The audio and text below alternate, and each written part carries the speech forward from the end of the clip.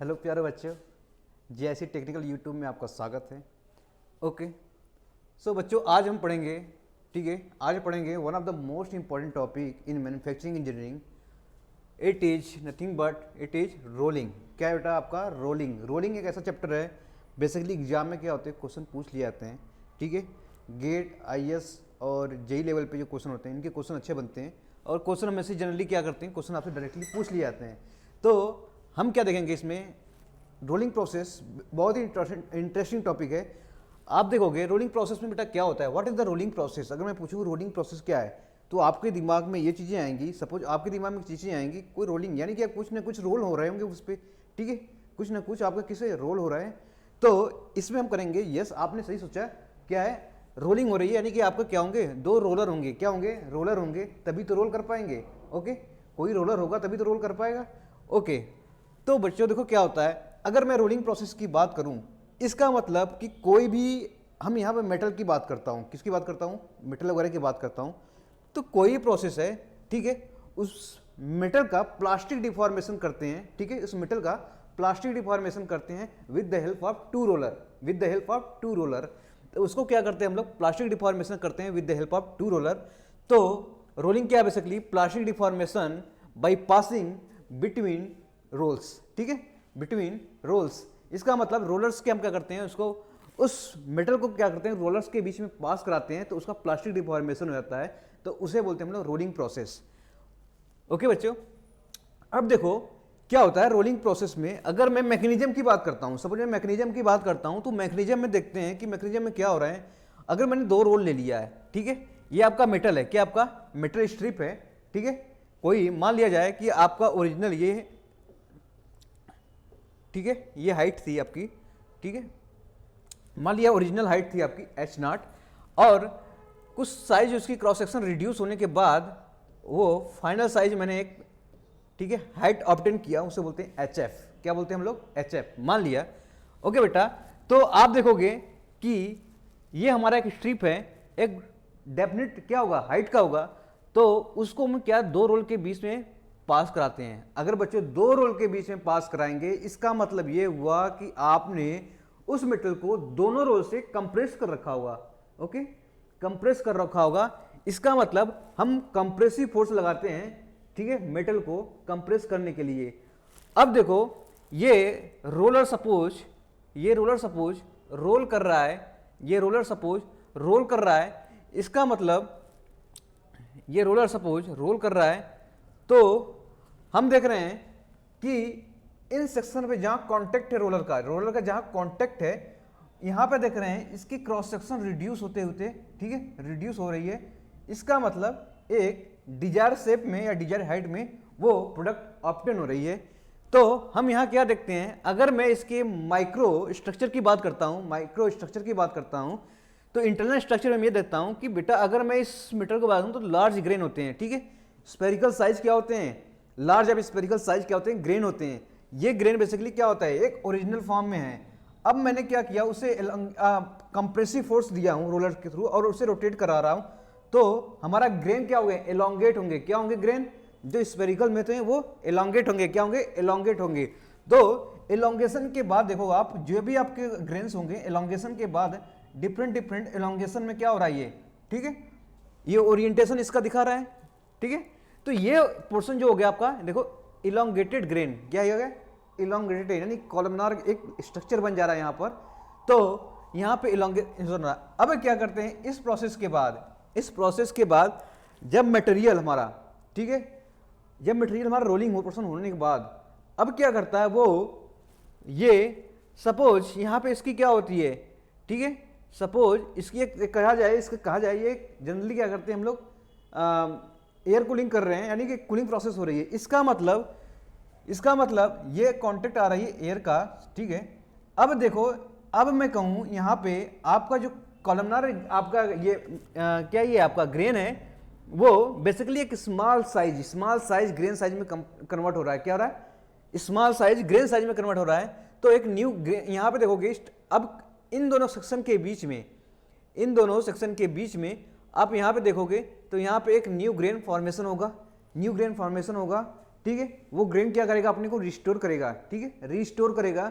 Restore किस लिए करेगा, रिस्टोर बेटा क्या करेगा, वो अब क्या करेगा, जो ओरिजिनल शेप था उसको क्या करेगा, अपने शेप को मिनिमाइज कर लेगा, यानी कि आपको ग्रेन में, स्मॉल ग्रेन में कन्वर्ट हो रहा है। इसका मतलब उसका रिक्रिस्टलाइजेशन हो रहा है। उसका क्या हो रहा है, उसका रिक्रिस्टलाइजेशन हो रहा है। रिक्रिस्टलाइजेशन में क्या होता है कि हमारा एक्स्ट्रा क्या होता है, अगर मैं मान लिया जाए यहाँ पर इस प्रोसेस को हार्ड वर्किंग के मानता हूँ मैं, तो हार्ड वर्किंग में क्या होता है, तो मेटेरियल क्या होता है हमारा, जब हमारा अगर कोई मटेरियल क्या होता है आपका शेप चेंज होता है, शेप चेंज करता है, इसका मतलब ग्रेन चेंज हो रही है, ग्रेन चेंज हो रही है, तो मटेरियल क्या हो रही है, हाई कंप्रेसिव फोर्स में, इसका मतलब उस मटेरियल का रिक्रिस्टलाइजेशन हो रहा है। तो रिक्रिस्टलाइजेशन के बाद स्मॉल ग्रेन आपको क्या होंगे, आफ्टर में जाएंगे, उसे बोलते हैं रिक्रिस्टलाइजेशन ग्रेन।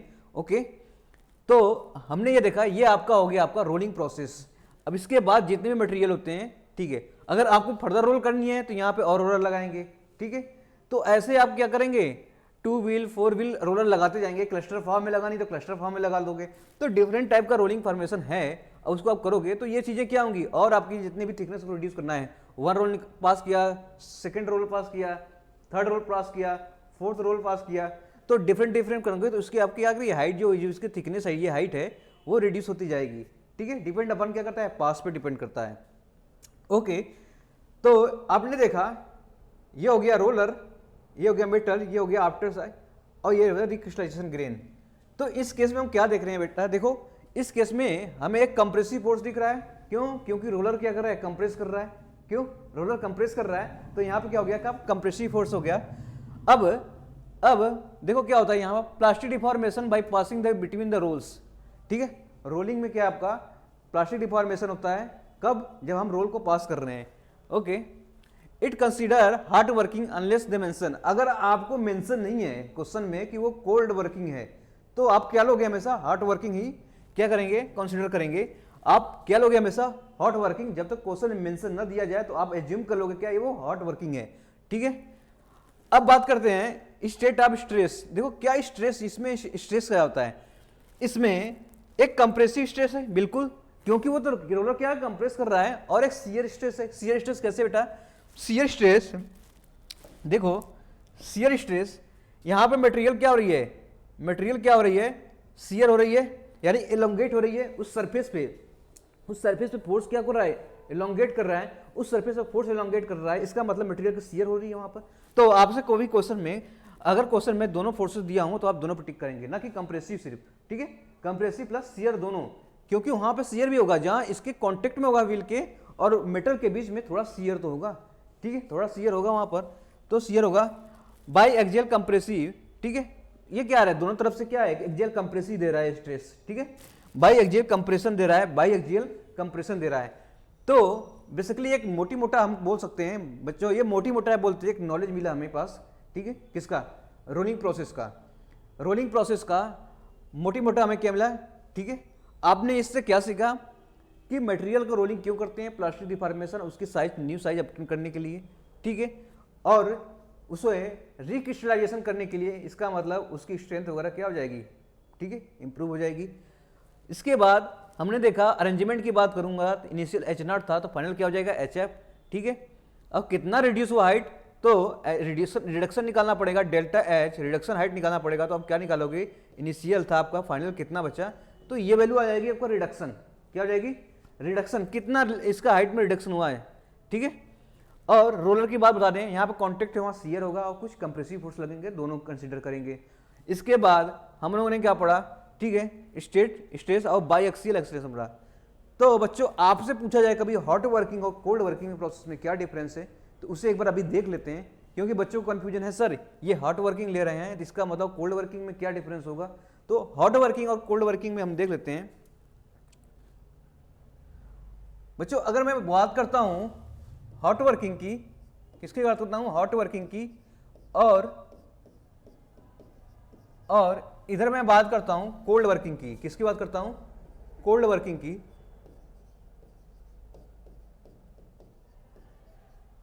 ओके, अगर मैं हॉट वर्किंग और कोल्ड वर्किंग की बातें करता हूं तो बच्चों यहां पे क्या होगा, तो आप देख रहे हैं, सपोज मैं बात करता हूं, एक प्रोसेस ले रखा है मैंने, ठीक है, एक प्रोसेस ले रखा है, उसे मैंने हीट कर दिया, कुछ कांस्टेंट रखा और फिर क्या किया, कूलिंग किया। यहाँ हीट कर रहा हूँ, ठीक है, यहाँ कांस्टेंट रख रहा हूँ और इसे क्या कर रहा हूँ, हीट रिलीज या कूलिंग कर रहा हूँ, ठीक है, ठीक है, कूलिंग कर रहा हूँ। तो कोई भी मटेरियल, सपोज ये आपका टेम्परेचर है रिक्रिस्टलाइजेशन टेम्परेचर, रिक्रिस्टलाइजेशन,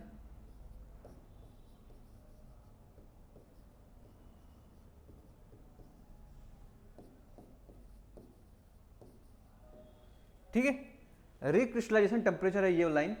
तो कोई मटेरियल को अगर रिक्रिस्टलाइजेशन से ऊपर करते हैं, ठीक है, रिक्रिस्टलाइजेशन से ऊपर करते हैं तो उसका ग्रेन ग्रोथ चेंज होता है। ग्रेन ग्रोथ क्या होता है, उसका चेंज होता है। तो अब हम देखते हैं वहां पर उस प्रोसेस को बोलते हैं हॉट वर्किंग। क्या बोलते हैं हम लोग, हॉट वर्किंग। अगर मान लिया जाए कोई प्रोसेस है, ठीक है, रिक्रिस्टलाइजेशन टेम्परेचर ये है, रिक्रिस्टलाइजेशन टेम्परेचर ये आपका है, ठीक है, उस मटेरियल को मैंने हीट तो किया पर उसके बिलो किया और उसे कूलिंग कर दिया, तो ये कूलिंग हो गई आपकी, ठीक है, ये कूलिंग हो गई और ये हीटिंग हो गई और इसे होल्डिंग किया, इसे कुछ होल्ड किया मैंने। तो आपने देखा कि कोल्ड वर्किंग की बात कर रहा हूँ तो वो हमेशा बिलो द रिक्रिस्टलाइजेशन टेम्परेचर की बात करेंगे और हॉट वर्किंग हमेशा एबव द रिक्रिस्टलाइजेशन टेम्परेचर की बात कर रहे हैं। तो हॉट वर्किंग बेसिकली क्या आता है, तो किस में क्या आता है, एबव रिक्रिस्टलाइजेशन टेम्परेचर, क्रिस्टलाइजेशन, ठीक है, टेम्परेचर, ठीक है, एबव रिक्रिस्टलाइजेशन टेम्परेचर। तो यहां पे क्या हो जाएगा बेटा आपका, बिलो, ठीक है, बिलो रिक्रिस्टलाइजेशन टेम्परेचर।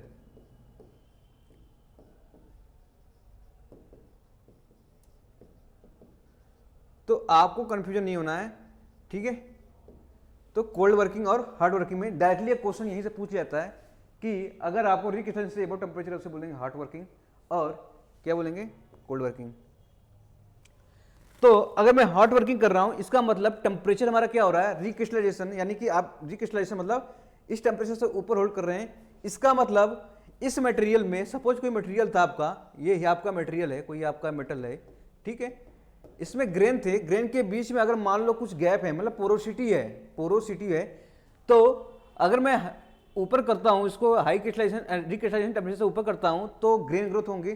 तो ग्रेन ग्रोथ होंगे तो क्या होंगे, ग्रेन हमारा क्या होंगे, एक स्मॉल स्फेरिकल फॉर्म में, ग्रेन स्मॉल स्ट्रक्चरल फॉर्म में रिलोकेट हो जाएंगे। इसका मतलब यहाँ पे जितने भी आपका पोरोसिटी था वो नेग्लेक्ट हो जाएगा। क्या हो जाएगा, नेग्लेक्ट हो जाएगा। यानी पोरोसिटी क्या करता है, एलिमिनेट हो जाते हैं। इसमें किसमें आते हैं, किसमें, हॉट वर्किंग प्रोसेस में क्या होते हैं, पोरोसिटी ऑफ मेटल क्या होता है, एलिमिनेट हो जाते हैं। तो इस केस में हम कह सकते हैं पोरोसिटी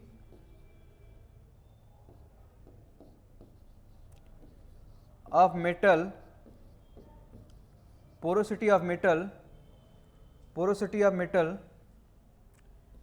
एलिमिनेट, ठीक है, पोरोसिटी ऑफ मेटल एलिमिनेट हो जाते हैं यहां पर, ठीक है। और इसमें क्या होता है, porosity of metal not eliminate,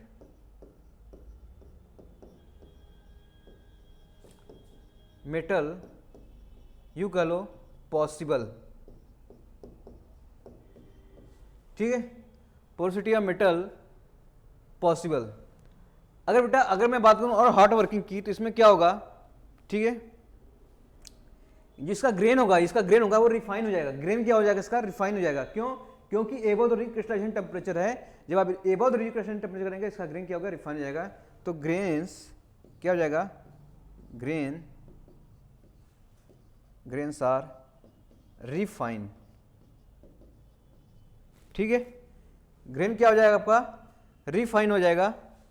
okay, grain क्या हो जाएगा आपका, रिफाइन हो जाएगा। और बात करता हूं, ठीक है, और कोल्ड वर्किंग में बात करता हूं, हम क्या करते हैं बेटा, कोल्ड वर्किंग में क्या होता है, तो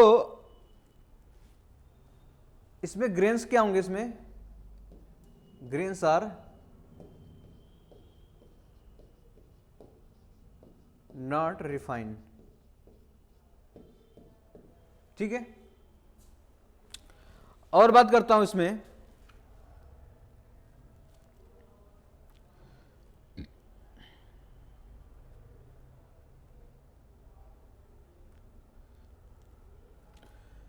अगर मैं बात करता हूं इसमें मैकेनिकल प्रॉपर्टी क्या हो जाएगा, इंप्रूव हो जाएगा। क्या हो जाएगा, मैकेनिकल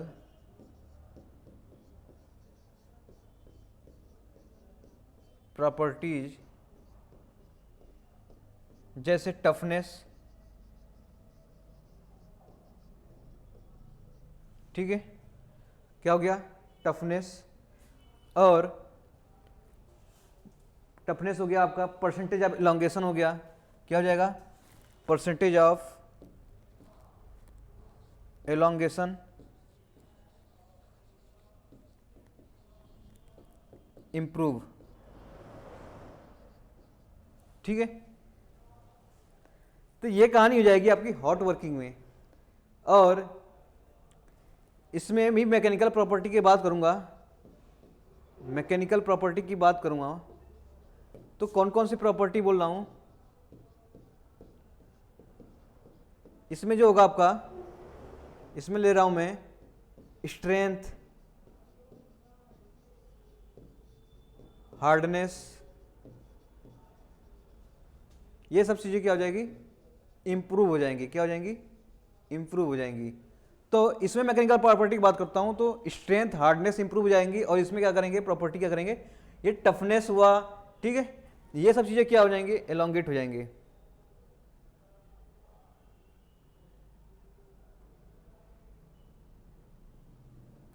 ठीक है, तो ये हो जाएंगी।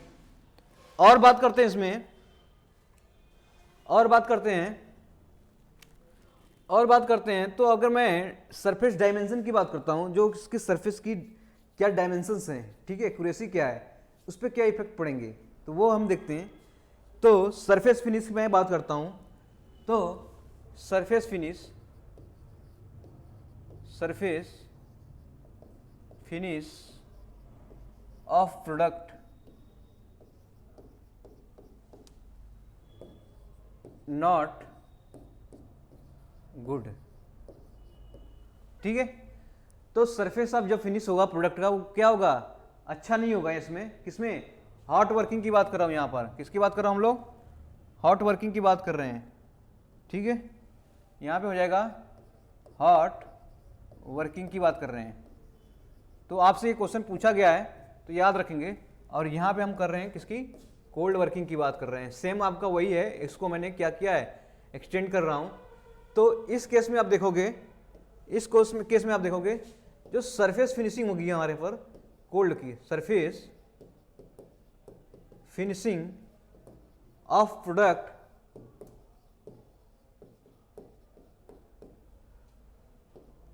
Is better. ठीक है, क्या हो जाएगी यहां पर, सरफेस फिनिशिंग क्या हो जाएगी हमारी भी यहां पे, बेटर हो जाएगी। तो ये क्वेश्चन देखो पूछा गया है, कितनी बार पूछा गया है, आपसे पूछा गया किस प्रोडक्ट की सरफेस फिनिशिंग अच्छी होगी, तब बोलोगे कोल्ड वर्किंग की। ठीक है, क्यों, अगर मैं हॉट वर्किंग बात करूंगा तो मान लिया जाए सरफेस है, तो ये हॉट वर्किंग यानी कि हॉट मेटल अगर क्या कर रहे हैं, वो हाई टेम्परेचर पे उसे क्या कर रहे हैं, हाई टेम्परेचर पे उसे हम क्या कर रहे हैं, हाई टेम्परेचर पे अगर मैं रिक्रिस्टलाइजेशन कर रहे हैं इसका, यानी कि एबव द रिक्रिस्टलाइजेशन टेम्परेचर उसको हीट कर रहे हैं, तो यहाँ पर मेटल ऑक्साइड फॉर्म हो जाएंगे। क्या हो जाएगा, मेटल, इस सरफेस पर मेटल ऑक्साइड बन जाएंगे। तो मेटल ऑक्साइड जब बन जाते हैं तो उस सरफेस पे क्या देखोगे, एक इरेगुलर शेप आ जाएंगे। क्या हो जाएंगे, इरेगुलर शेप आ जाएंगे।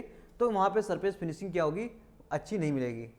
तो आपसे क्वेश्चन पूछा जाता है कि सरफेस फिनिशिंग प्रोडक्ट किस में अच्छी होती है, तो आप बोलोगे हॉट, किस में नहीं अच्छी होती है, अच्छी नहीं होती है आपकी हॉट वर्किंग में, और किस में अच्छी होती है तो आप क्या बोलोगे, कोल्ड वर्किंग में। तो आप ये कंफ्यूजन न रहे आपको। ठीक है, तो ये चीजें आप क्या करेंगे, प्रॉपरली तरीके से याद रखेंगे कि हॉट वर्किंग और कोल्ड वर्किंग में क्या डिफरेंस है। ओके,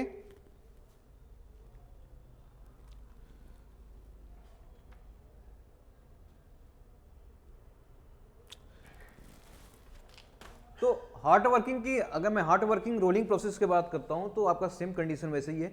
तो हॉट वर्किंग रोलिंग में जो हमारा होता है रोलिंग होता है वो किसमें होता है, एबव द रिक्रिस्टलाइजेशन टेम्परेचर, ठीक है।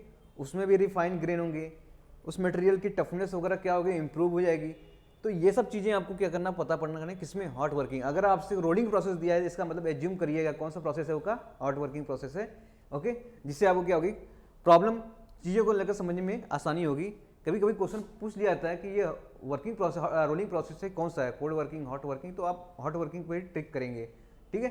ऐसा कोई नहीं, क्योंकि आप वर्किंग जब करोगे तो उसमें रिक्रिस्टलाइजेशन होंगे, इसका मतलब हुआ कि वो जनरली क्या हो रहा है हमारा, ठीक है, recrystallisation above the recrystallisation temperature हो रहा है। तो इस केस में हम क्या कर सकते हैं, तो वो हॉट वर्किंग प्रोसेस है। जनरली अप्रोच क्या करते हैं हम लोग, हॉट वर्किंग प्रोसेस ही करते हैं।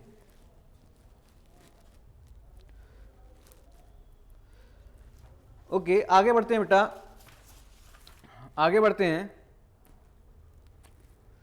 अब रोलिंग भी इसमें बहुत से टाइप हैं, ठीक है। रोलिंग में आप इसका एक नोट्स वगैरह देख लेना सब अच्छे से। रिंग रोलिंग है, रोल फॉर्मिंग है, डिफरेंट टाइप का रोलिंग है। तो इतने एलोंगेशन में इतनी क्लास में बताना तो नहीं पड़ पाएगा, लेकिन हम एक जो इंपॉर्टेंट उसे बता रहे हैं। जैसे मैं एग्जांपल लेता हूँ, ठीक है, एक रिंग रोलिंग की बात करता हूँ, जिसे क्वेश्चन आते हैं, रिंग रोलिंग, ठीक है। कौन सा, रिंग रोलिंग।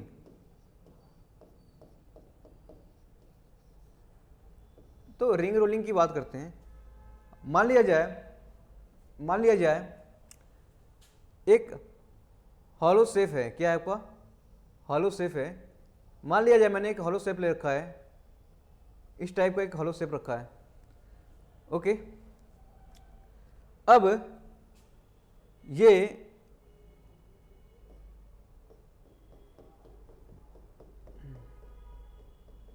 हॉलो शेप हो गया, ये हो गया रिंग हो गया, ठीक है। क्या हो गया, रिंग हो गया। अब क्या करें, इसको रोलिंग करेंगे। तो हम क्या करेंगे, एक यहाँ पे रोलर लगाएंगे, ठीक है, एक यहाँ पर रोलर लगाएंगे, ठीक है, बाई मैकेनिज्म के थ्रू लगाएंगे यहाँ पर। और उसको क्या करेंगे, एलोंगेट करेंगे आउटर डायमीटर की तरफ। क्या करेंगे, आउटर डायमीटर की तरफ उसे एलोंगेट करेंगे। तो इस पर क्या इफेक्ट आएगा, आप देखोगे कि हमारा जो रिंग था पहले कैसा था, रिंग इतना था, अब रिंग ऐसे हो जाएगा, ठीक है। इसका मतलब अब रिंग ऐसा हो गया, इसका मतलब ये एलोंगेट हो गया, ठीक है। ये क्या किया, रिंग एलोंगेट हो गया।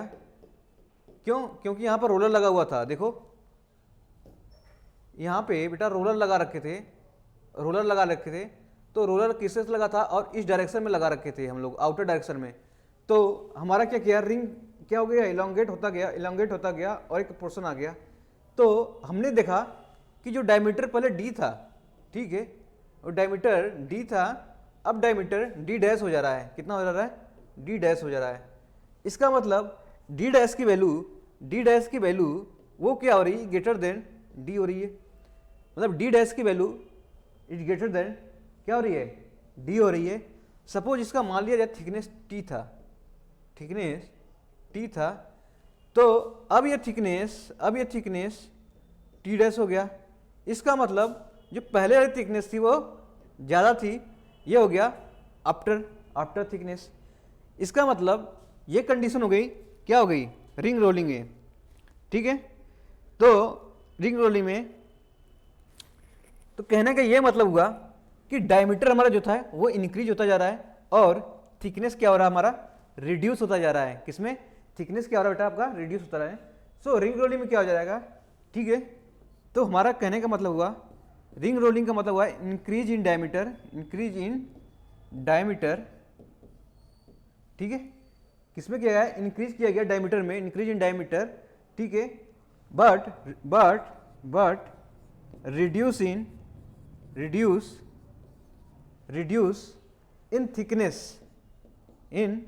थिकनेस, ठीक है बेटा। तो आप याद रखोगे ये वाला, increase in diameter but reduce in thickness. तो थिकनेस आपको क्या हो रहा है, कम होती जा रही है ना थिकनेस, ये थिकनेस कम होती जा रही है और डायमीटर बढ़ती जा रही है, उसे बोलते हैं रिंग रोलर। तो क्वेश्चन डायरेक्टली एसएससी में क्वेश्चन पूछा गया है, तो मैंने इसको क्या किया, एक बार मैं सोचा कि क्या पता वो क्वेश्चन रिपीट हो जाए, तो और हमें ये पता होना चाहिए, एक बार कॉन्सेप्ट ध्यान रखना चाहिए, इसका मतलब इंक्रीज इन डायमीटर और रिड्यूस इन थिकनेस, ये बेसिकली क्या होता है आपका ring ring ring rolling. Okay, तो ऐसे आपके बहुत से प्रोसेस हैं जिससे क्या कर सकते हैं हम लोग। ओके, तो इसके बाद है आपका शेप रोलिंग, उसके बाद है आपका थ्रेड रोलिंग, तो डिफरेंट डिफरेंट टाइप के रोलिंग है, तो पूरा पॉसिबल नहीं है बताना, ठीक है।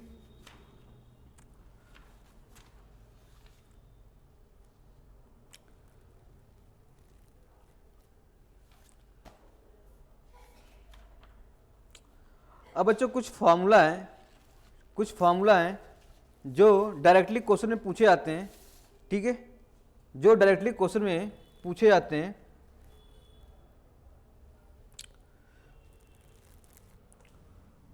तो कभी कभी क्वेश्चन में आता है ड्राफ्ट, ठीक है, या इसे कह लो टोटल रिडक्शन,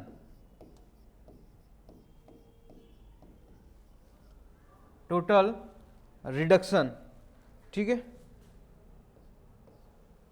तो कितना रिडक्शन हो रहा है उसके बारे में देखते हैं। सपोज मैंने क्या बनाया है बेटा, देखो अगर मैं एक रोलर बनाता हूँ, ये रोलर है और ये रोलर है, ठीक है, और ये मेरा क्या था आपका, ये मेटल हो गया, ये आपका ये हो गया। अब ये रिड्यूस होने के बाद आपका मेटल कैसे जा रहा है, ये देखो। तो अब मैं कह सकता हूँ कि अगर ये इनिशियल क्या था आपका H0 था, तो ये क्या हो जाएगा आपका HF,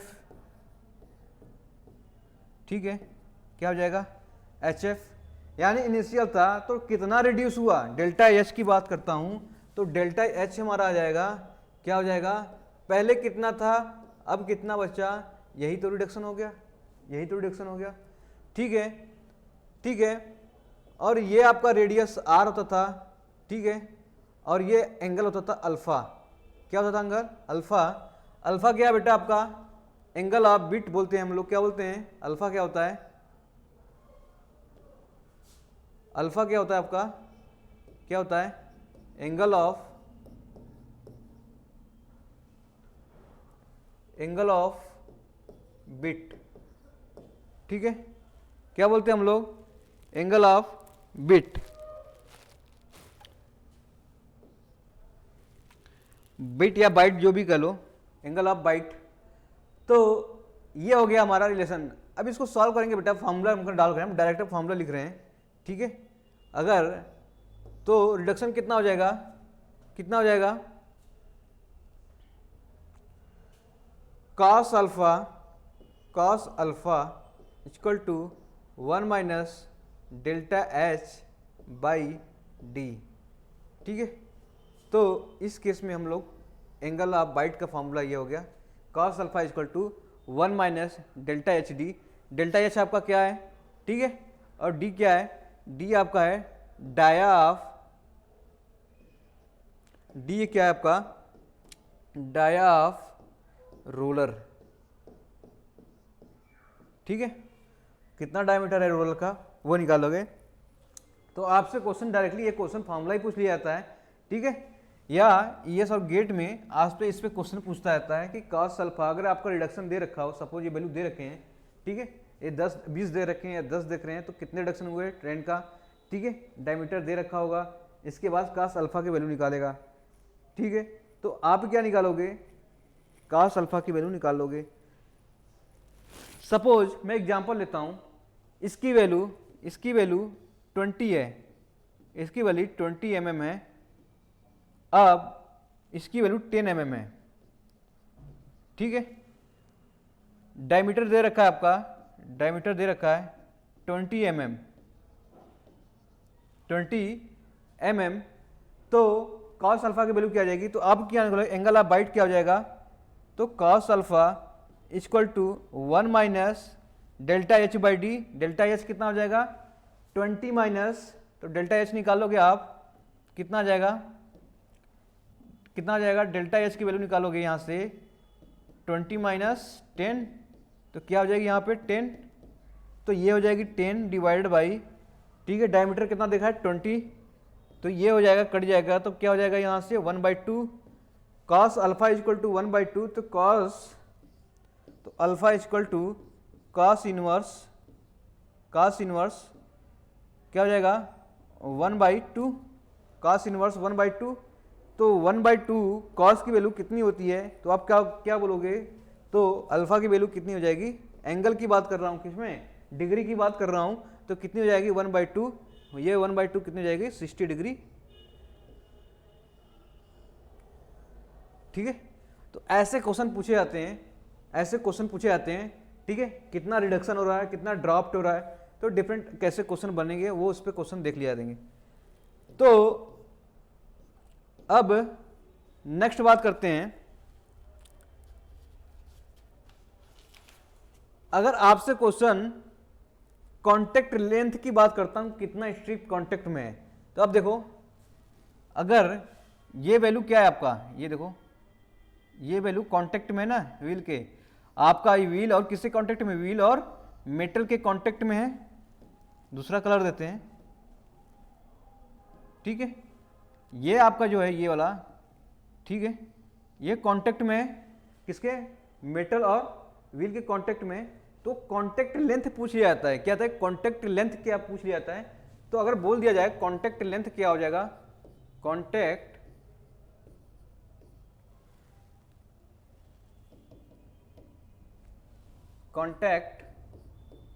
लेंथ, ठीक है, कांटेक्ट लेंथ पूछ लिया जाता है, तो अब कांटेक्ट लेंथ की बात करते हैं, यहां से कितना हो जाएगा, सपोज ये वैल्यू आर है और ये वैल्यू अल्फा है, तो अल्फा इक्वल टू क्या हो जाएगा, अल्फा इक्वल टू ये L contact length by R, तो L equal to R alpha, ठीक है, L equal to R alpha, तो इसे निकाल लेंगे तो क्या हो जाएगा अल्फा, ठीक है, समझ में आना चाहिए। अगर ये अल्फा क्या हो गया, यहां से रेडियन में ले लेंगे, किस में ले लेंगे, रेडियन में, ओके, तो आपसे कुछ भी पूछा जाता है, कांटेक्ट लेंथ भी पूछा जाएगा, तो आप निकाल लोगे कांटेक्ट लेंथ, यही तो लेंथ हुआ कांटेक्ट, यहां से यहां तक कांटेक्ट लेंथ है, तो कितना कांटेक्ट लेंथ किया हमारा, तो आर और अल्फा से मल्टीप्लाई करेंगे तो वैल्यू हमारी आ जाएगी कांटेक्ट लेंथ, ओके। एक क्वेश्चन बेटा और पूछ लिया जाता है,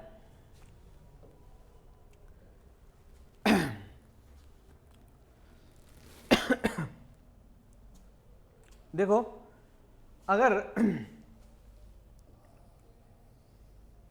वही मैं सेम लेता हूं चीजों को लेकर, तो सेम चीजों को बेटा देखकर देखता हूं मैं, तो अगर मैं मान लिया जाए ये आपका रोलिंग प्रोसेस है, क्या आपका रोलिंग प्रोसेस है, तो इस रोलिंग प्रोसेस में मान लिया जाए ये आपका क्या है, रेडियस हो गया, ठीक है, रेडियस हो गया, ये इसके बीच में एंगल मान लिया अल्फा है, ठीक है। अब सपोज क्वेश्चन में पूछा जाएगा इन दोनों के बीच में कुछ फ्रिक्शन होगा, जो कांटेक्ट हो रही है इसके बीच में फ्रिक्शन होगा, क्या होगा, फ्रिक्शन होगा, तो इसके बीच में जो फ्रिक्शन होगा, तो वो फ्रिक्शन की वैल्यू कितनी होगी, तो अगर सिर्फ अल्फा के टर्म में पूछूं, किसमें, अल्फा के टर्म में पूछूं, तो म्यू इक्वल टू हमेशा ज़्यादा होना चाहिए, किसका, tan अल्फा से, ठीक है, म्यू की वैल्यू ज़्यादा होना चाहिए हमेशा tan अल्फा से, ठीक है। अगर फ्रिक्शन इससे ज़्यादा हो गया तो क्या होगा, वो स्लिप नहीं करेगा, क्या नहीं करेगा, स्लिप नहीं करेगा, वो क्या करेंगे, एकदम सरफेस टू सरफेस रोल करेगा, स्लिप नहीं करेगा, इतना आना चाहिए, या तो बराबर होना चाहिए या उससे ज़्यादा होना चाहिए, ओके।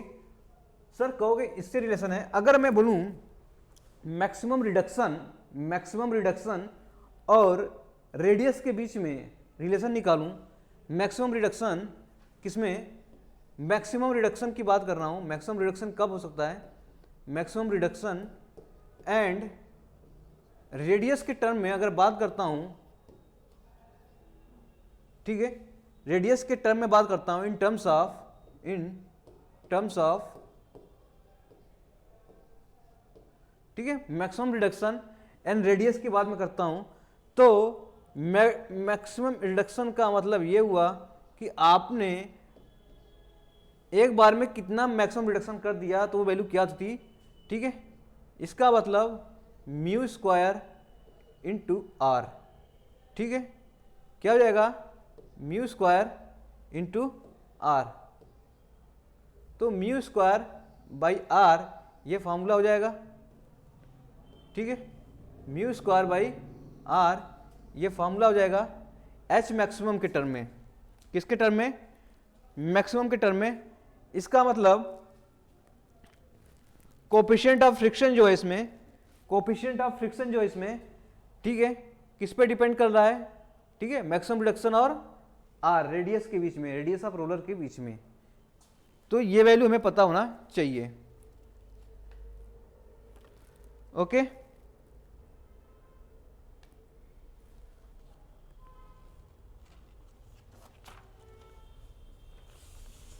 तो इसका मतलब ये हुआ, मैक्सिमम रिडक्शन की बात करें तो बेटा क्या हो जाएगा, ये पहले कितना था, अब फाइनल वैल्यू जो होगी वो मिनिमम की बात, मिनिमम की जो मिनिमम वैल्यू होगी, ठीक है।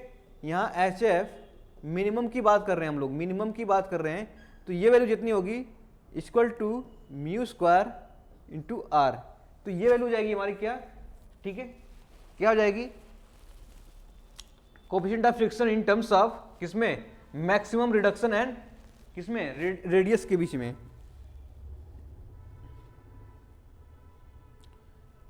ओके। तो ये फॉर्मूले आपको याद रखने पड़ेंगे।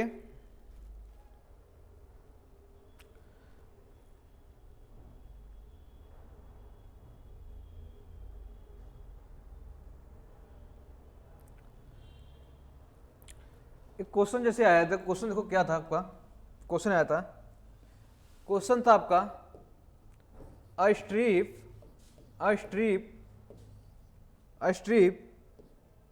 is to be rolled from thickness of 30 mm, thickness of 30 mm to 15 mm okay, 30 mm to 50 mm using two high roll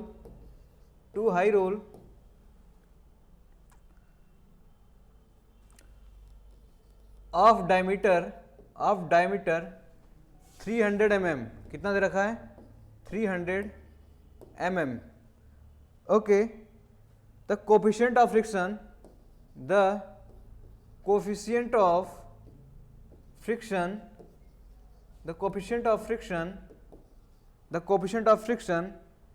for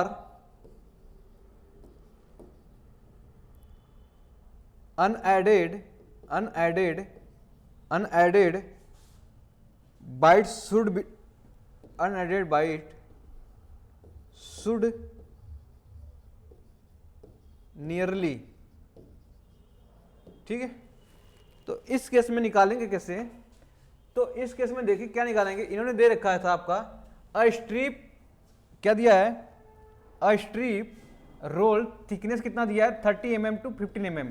इसका मतलब ये आपका क्या था आपका, ठीक है, ये आपका सपोज, ठीक है, ये रोलर था आपका, ये रोलर था, ठीक है। ये कितना दिया था आपका, देखो बेटा 30 कितना दिया, 30 mm, और ये कितना बचा 15 mm, और डायमीटर दे रखा है इसका, डायमीटर कितना दिया है 300 mm। तो हमें कोफिशिएंट ऑफ फ्रिक्शन पूछा है, कोफिशिएंट ऑफ फ्रिक्शन पूछा है।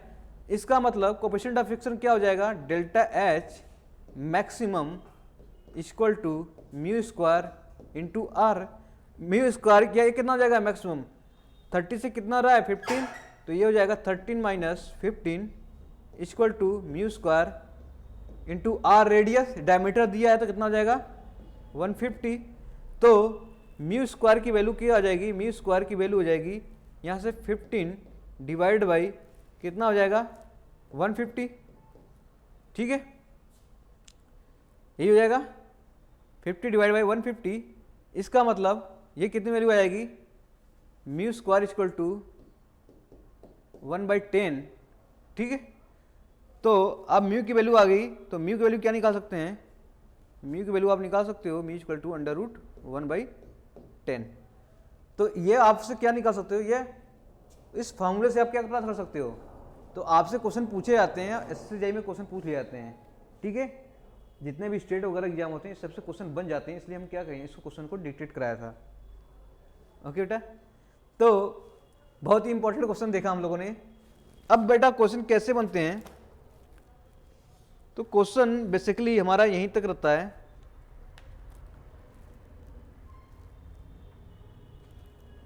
ओके, कुछ डिफेक्ट देख लेते हैं हम लोग, डिफेक्ट देख लेते हैं।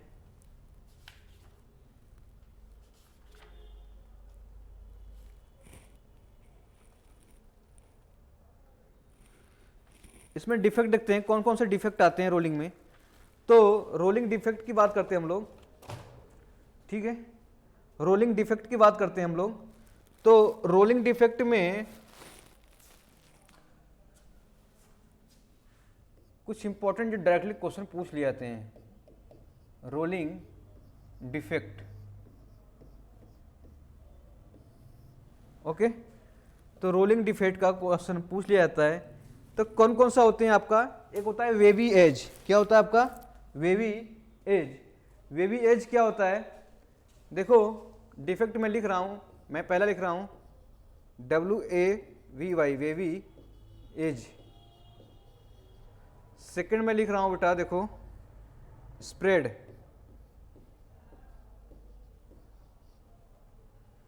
ठीक है। एक होता है आपका क्रोकोडाइल क्रैक,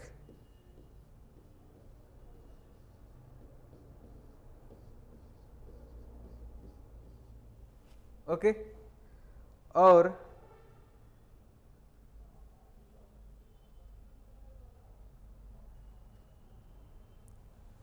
एक होता है एज क्रैक।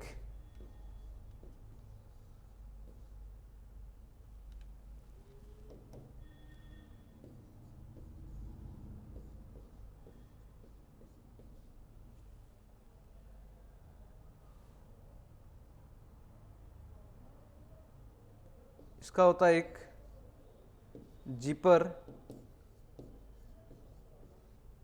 क्रैक, ठीक है।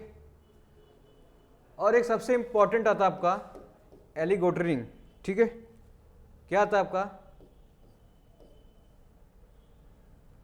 इसका होता है आपका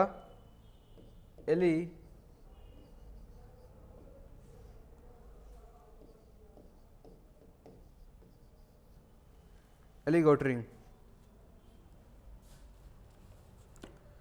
तो मान लिया जाए वेवी एज क्या होता है, देखो वेवी एज क्या करते हैं, जैसे से रोलिंग करते हैं कोई सरफेस का, तो रोलिंग का रोल बेसिकली हमारा एक सेंटर से क्या करता है, सेंटर से मूव करता है रोल। सपोज ये रोलिंग कर रहे हैं, तो ये रोलिंग हो रहा है, हमारा रोल कर रहे हैं। देखो आप एक ये वाला स्ट्रिप देखोगे, ठीक है, ये वाला स्ट्रिप देखो ऑरेंज वाला, तो बेसिकली क्या कर रहा है, हमारा रोल कर रहा है इस मिडिल वाले प्लेन से। तो बाकी जो आपका एजेज है वो रोल नहीं हो पा रहे हैं, वो रोल नहीं हो पा रहे हैं। इसका मतलब एजेज में आपका देखोगे एक वेवी एज बन जाएगा, मतलब उबड़ खाबड़ जो बनते हैं ना वो वेज बन जाते हैं। तो उस तरीके क्या हो जाएंगे, आपके एज बन जाएंगे। जैसे मैं बोलूं, मान लिया जाए ये आपके थे, ठीक है, ये आपके थे, तो इस तरीके के एक एज बन गए,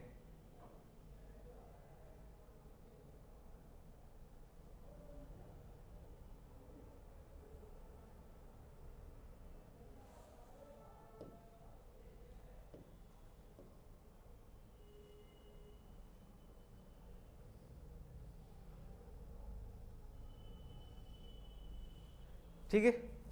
इस तरीके के एजेज बन गए। इसका मतलब ये देख रहे हो सेंटर पे तो रोलिंग हो रही है, सेंटर पे रोलिंग हुआ, लेकिन आपके जो ये इसके किनारे पर देखोगे एक एजेज बने, वेवी एज बन जा रहे हैं, तो उसे बोलते हैं वेवी एज। ठीक है, ठीक है, एजेज पे क्या हो रहे हैं, वेवी स्ट्रक्चर प्राप्त हो रहे हैं, क्या हो रहे हैं, एक वेव बन जा रहा है यहाँ पर, तो उसे बोलते हैं कि वेवी। ओके, अब बात करते हैं,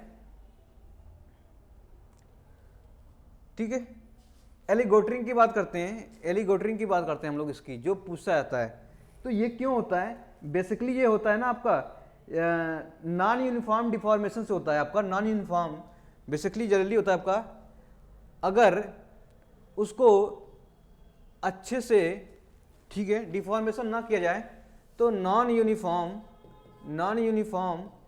डिफॉर्मेशन, ठीक है, क्या हो जाएगा, नॉन यूनिफॉर्म डिफॉर्मेशन। तो नॉन यूनिफॉर्म डिफॉर्मेशन से बन जाता है आपका एलिगोटरिंग।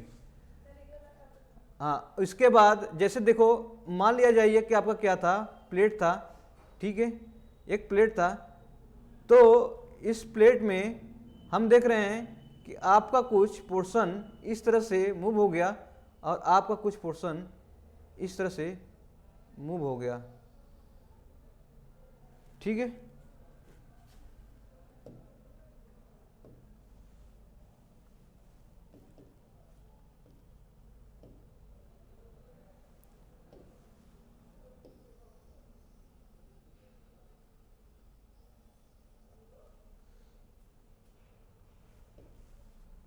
मान लिया जाए ये आपका